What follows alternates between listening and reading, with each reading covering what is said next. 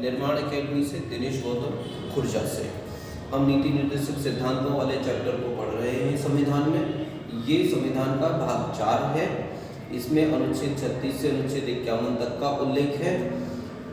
नीति निर्देशक सिद्धांत आयरलैंड के संविधान से लिए गए हैं। इनका जो प्रमुख उद्देश्य है लोक कल्याणकारी राज्य की स्थापना करना है, इसलिए भाग 4 को लोक कल्याणकारी भाग भी कहा जा सकता है। तो मैं आपको केवल 4 अनुच्छेदों के बारे में, अनुच्छेद 36, अनुच्छेद 37, अनुच्छेद 38 और अनुच्छेद 39 के बारे में उल्लेख कर रहा हूँ। एक बात इसके बारे में ये जान लीजिए कि राज्य के नीति निर्देशक सिद्धांत जो हैं ये हमारे सामाजिक अधिकार हैं। दूसरी तरफ जो मौलिक अधिकार हैं वो हमारे राजनीतिक अधिकार हैं।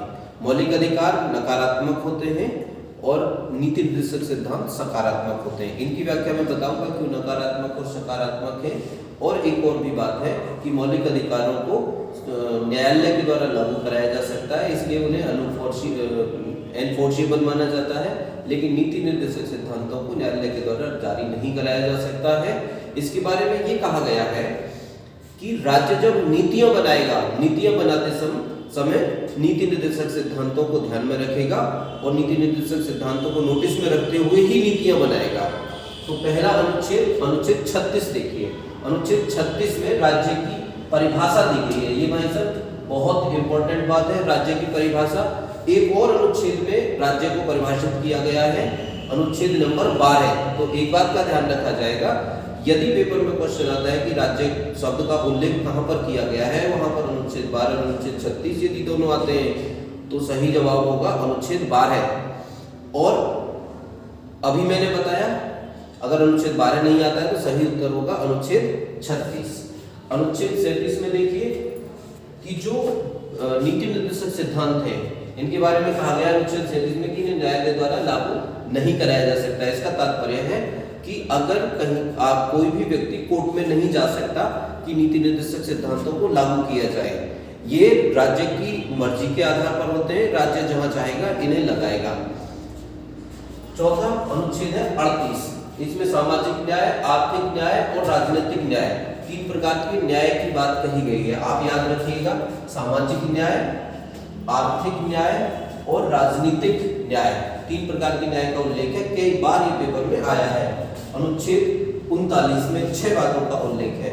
इसको जरा आप गौर से देखिएगा।